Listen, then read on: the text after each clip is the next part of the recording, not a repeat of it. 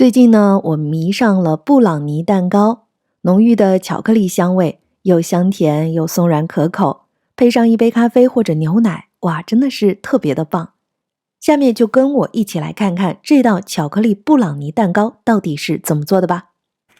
我们把低筋面粉、可可粉和泡打粉先过筛备用，巧克力和黄油放入一个大碗当中，隔热水将两种食材融化，搅拌均匀。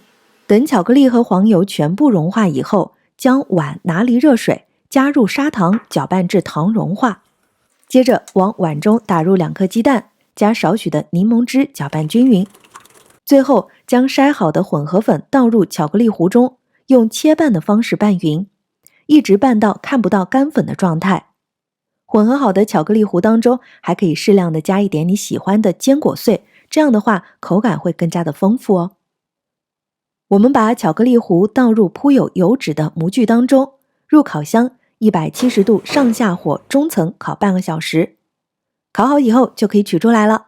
布朗尼蛋糕呢就做好了，香味浓郁，松软可口。喜欢吃巧克力味蛋糕的朋友，一定不要错过哦。